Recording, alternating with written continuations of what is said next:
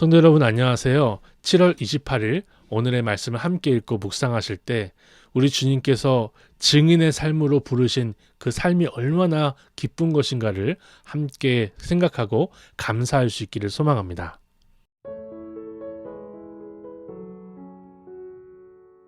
베드로가 입을 열어 말하되 내가 참으로 하나님은 사람의 외모를 보지 아니하시고 각 나라 중 하나님을 경외하며 의를 행하는 사람은 다 받으시는 줄 깨달았도다. 만유의 주 되신 예수 그리스도로 말미암아 화평의 복음을 전하사 이스라엘 자손들에게 보내신 말씀 곧 요한이 그 세례를 반포한 후에 갈릴리에서 시작하여 온 유대에 두루 전파된 그것을 너희도 알거니와 하나님이 나사렛 예수에게 성령과 능력을 기름 붓듯 하셨음에 그가 두루 다니시며 선한 일을 행하시고 마귀에게 눌린 모든 사람을 고치셨으니 이는 하나님이 함께 하셨음이라. 우리는 유대인의 땅과 예루살렘에서 그가 행하신 모든 일의 증인이라.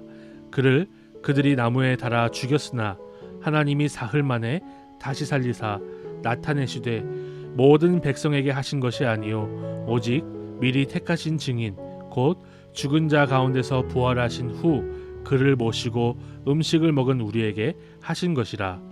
우리에게 명하사 백성에게 전도하되 하나님이 살아있는 자와 죽은 자의 재판장으로 정하신 자가 곧 이 사람인 것을 증언하게 하셨고 그에 대하여 모든 선지자도 증언하되 그를 믿는 사람들이 다 그의 이름을 힘입어 죄 사함을 받는다 하였느니라. 베드로가 이 말을 할 때에 성령이 말씀 듣는 모든 사람에게 내려오시니 베드로와 함께 온 할례 받은 신자들이 이방인들에게도 성령 부어주심으로 말미암아 놀라니 이는 방언을 말하며 하나님을 높임을 들음이러라. 이에 베드로가 이르되 이 사람들이 우리와 같이 성령을 받았으니 누가 능히 물로 세례 베풀음을 금하리요 하고 명하여 예수 그리스도의 이름으로 세례를 베풀라 하니라. 그들이 베드로에게 며칠 더 머물기를 청하니라.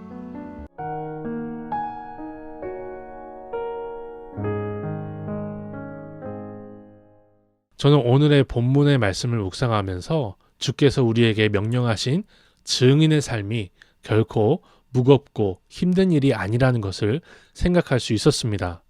저는요, 대단한 미사여구나 거부할 수 없는 논리를 가지고 사람을 설득하는 것이 전도라고 생각을 했었습니다. 그래서 온갖 전도 프로그램들을 공부했고요. 심지어 군대에서는 시간을 쪼개서 전도 폭발 2단계까지 수료를 했어요. 그런데 본문에서 사도 베드로는요, 대단한 미사여구를 사용하지 않습니다. 거부할 수 없는 논리를 가지고 설교하지도 않습니다. 베드로는 복음의 핵심만을 간결하게 전했을 뿐입니다. 이 말을 할 때에 성령이 말씀 듣는 모든 사람에게 내려오신 것이죠.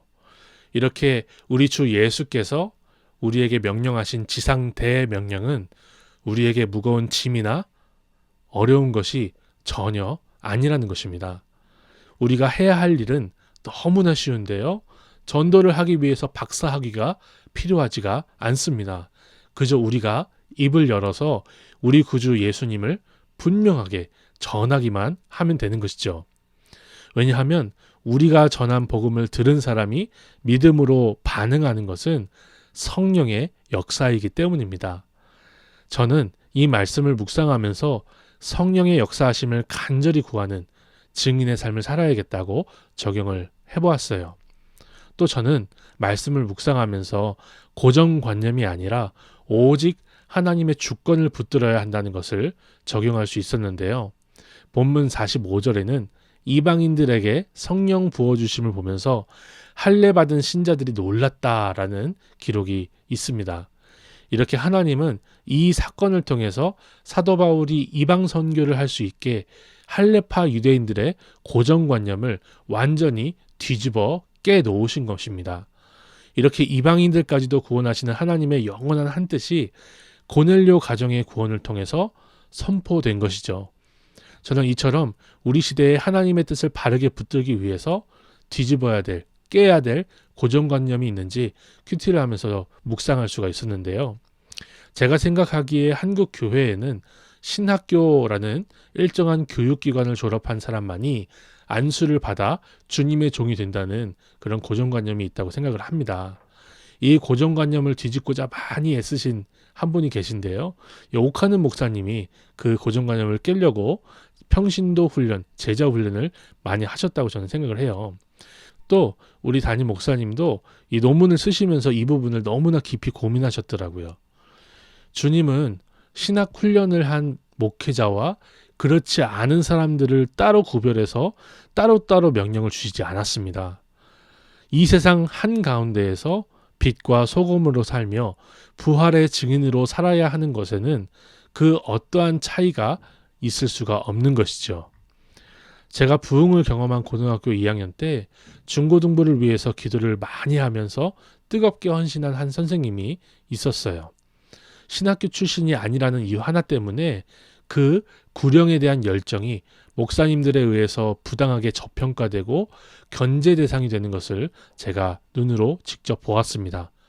신학교 출신이 아니면 목사님들보다 더 뜨겁게, 더 오래, 더 영혼을 사랑하는 마음으로 기도하며 섬길 수가 없을까요? 그래서는 안 되는 걸까요? 전혀 그렇지가 않죠. 우리는 누구도 예외 없이 주님의 자녀들입니다. 누구도 예외 없이 주의 사명자들입니다. 그러므로 유교의 뿌리를 든 이러한 고정관념을 뛰어넘어서 아버지의 기뻐하시는 뜻이 무엇인지를 깨달아 우리 모두가 순종할 수 있기를 소망합니다. 이 성령께서 강권하시는 사람은 누구든지 주의 큰 역사를 이룰 수가 있습니다. 사랑하는 성도님들을 통해서 주님께서 이루시는 놀라운 구원의 역사를 주님께서 보여주실 때 함께 춤출 수 있는 그런 목회자가 되기를 제 스스로 다짐해 봅니다.